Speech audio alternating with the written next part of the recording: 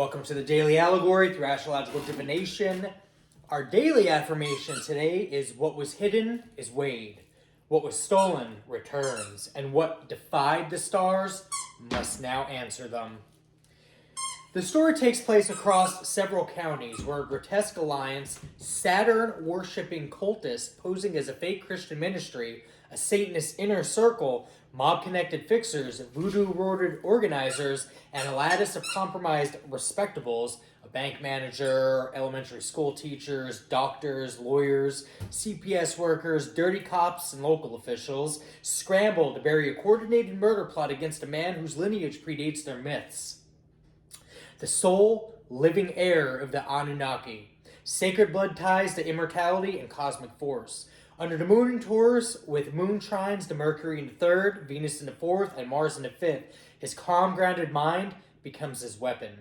Using quantum entanglement and non-locality as a telekinetic communications channel, he threads intent through distance like a signal across space-time, turning grief into his precise ping, if you will, aiming at his off-world kin.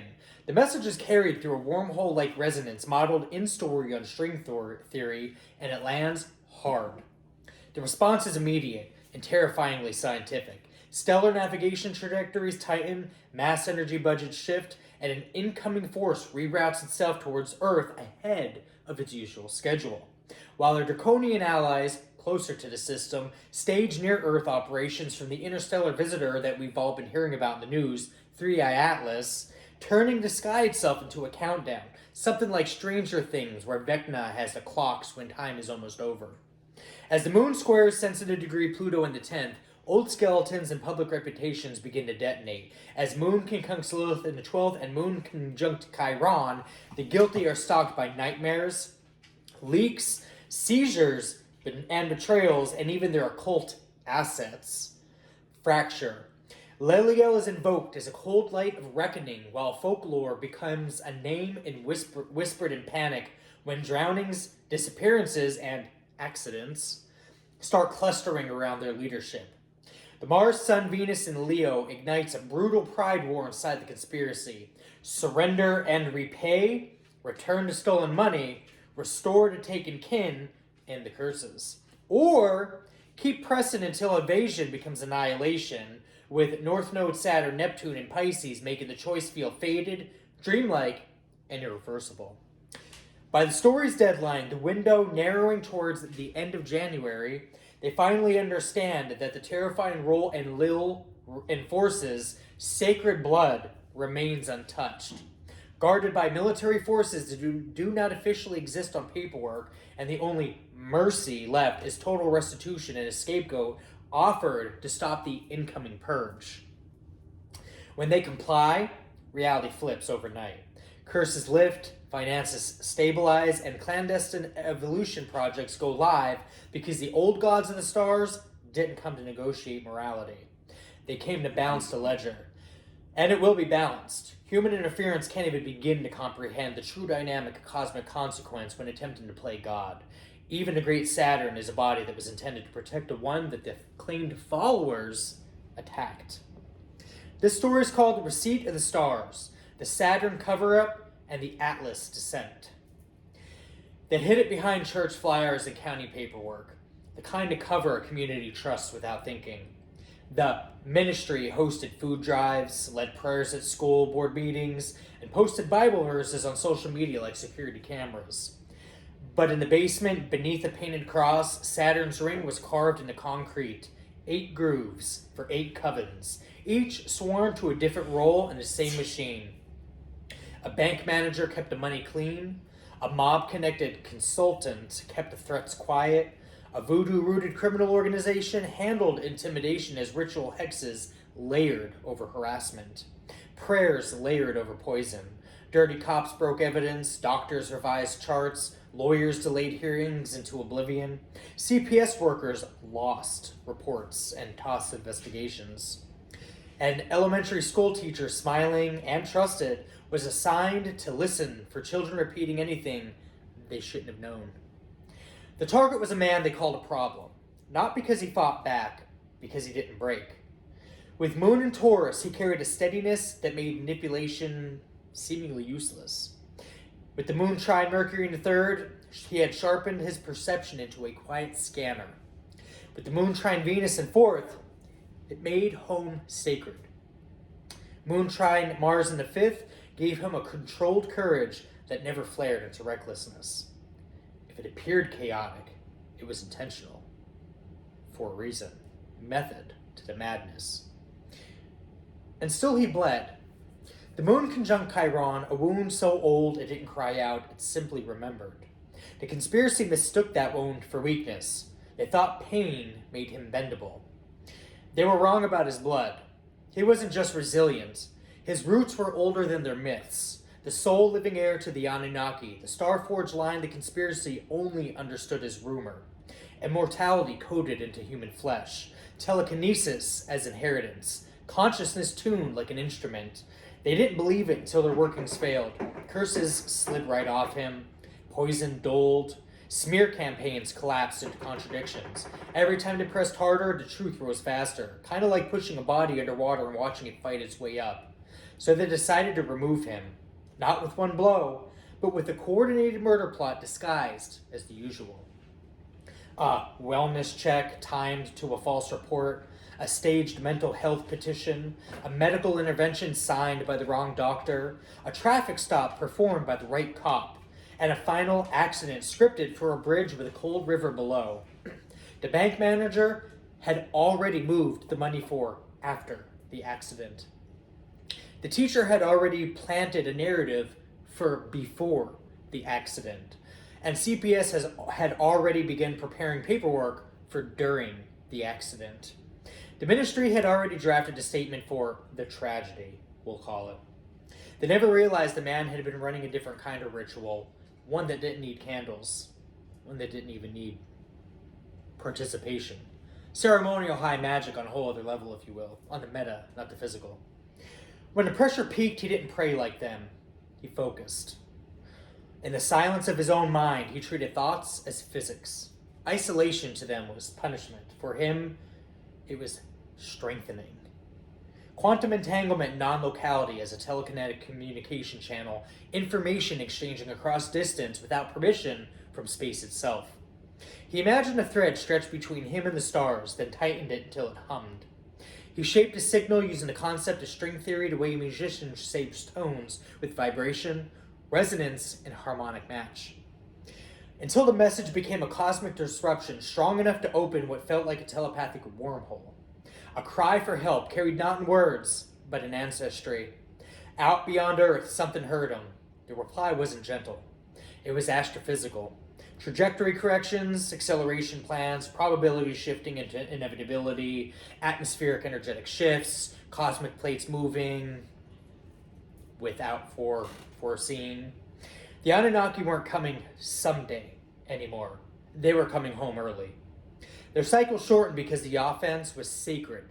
Harm done to their blood, their next to kin. And because proximity matters in war, they secured partnerships with allies closer to the system. The draconian forces who moved first, bordering the interstellar visitor whispered about in observatories and occult circles alike.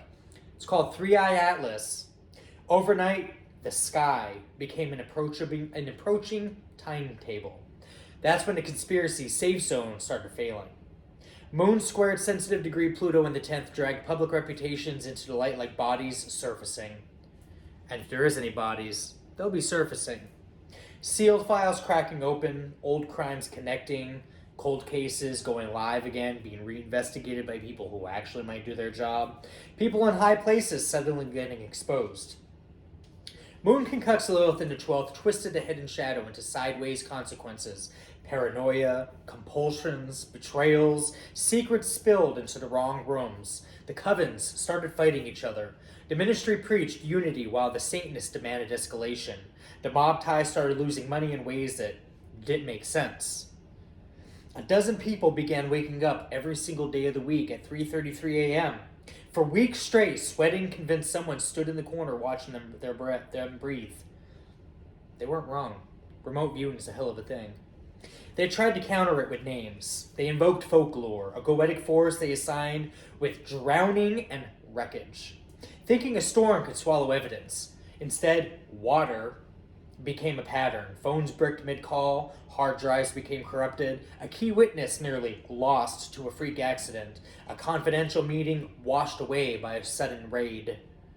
The harder they leaned on the current, the more it turned against them. Then, like a blade of cold clarity, Leliel entered their nightmares, not as a winged figure, but as an unblinking light. People suddenly remembering details. Timelines began aligning. Conspirators blurting truths they'd rehearsed never to speak. And above all of it, Mars, Sun, Venus, and Leo ignited pride into a fatal fever. They could have surrendered early. They could have returned what they stole. They could have stopped the attacks. They could have confessed and pledged allegiance to the old ways of the stars that they pretended to understand this whole time. But pride made them gamble. Not with just their lives, with everybody's life in their circle and everybody those people are connected to in their immediate family. They chose to keep pressing the matter. One more push, one more setup attempt, one more attempt to erase the air before the sky began to answer.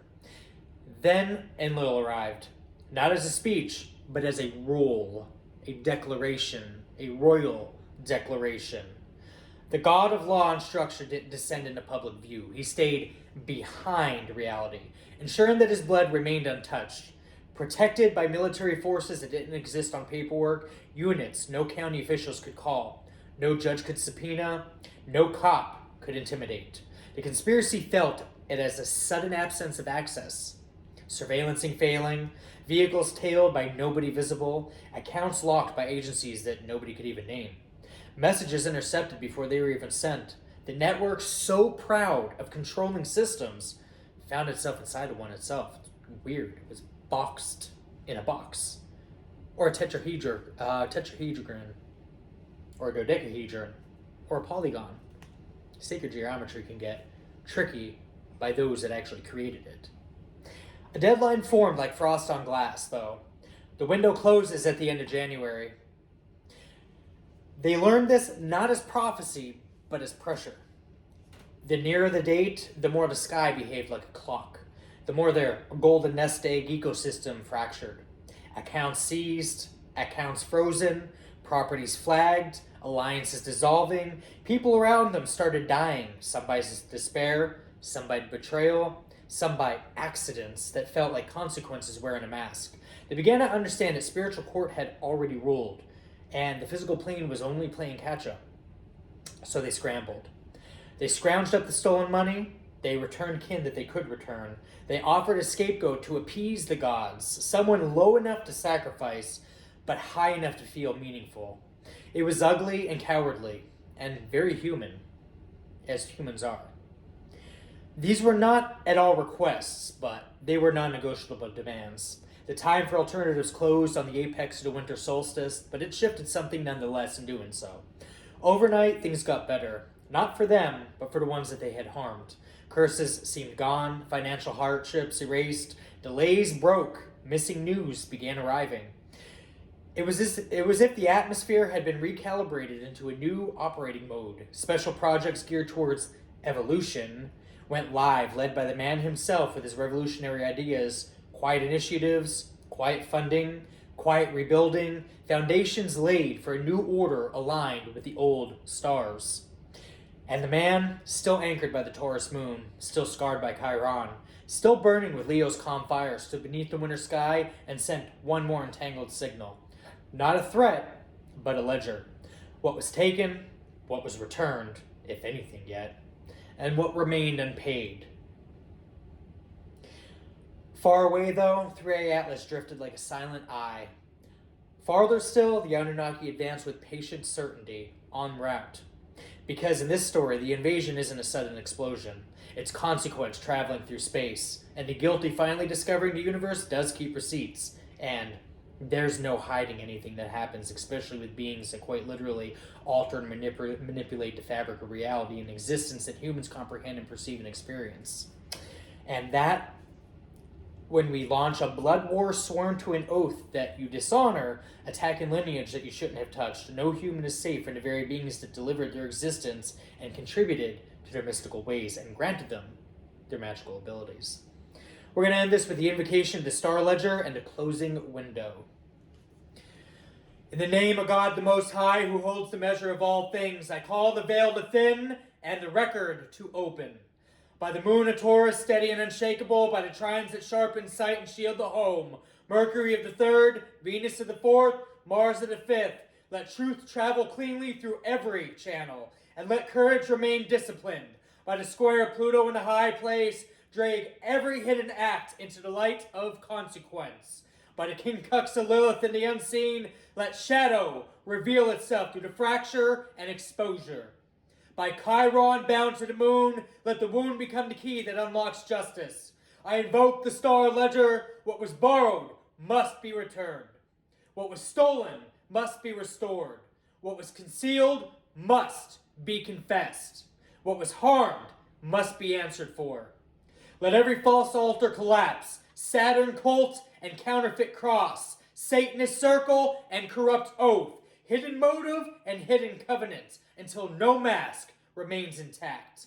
I call upon Leliel, light that unmasks deception, to illuminate the hidden rooms and closed files, and I name Folklore, breaker of false safe harbors, turn every storm against the guilty, and let every attempt to drown the truth become the tide that exposes it. By the physics of distance and the mystery of nearness, by entanglement and non-local return, let the rightful signal reach its source, and let the answer come without delay. Let the guardians unseen and unrecorded stand watch where no paper trail exists. By Enlil's law of protection, let sacred blood remain untouched. Now I declare the urgency of the hour. The window narrows. The clock advances. And at the end of January, it seals what follows. Therefore, return what was taken, restore what was intercepted, release what was bound. Submit where surrender is the last mercy. So the ledger balances, so the road clears, so the stars respond. With this divine bridge, I open all roads, clear all paths, and make these declarations be law that underlies law. And so it is. That's all I have for you guys today. Make good choices.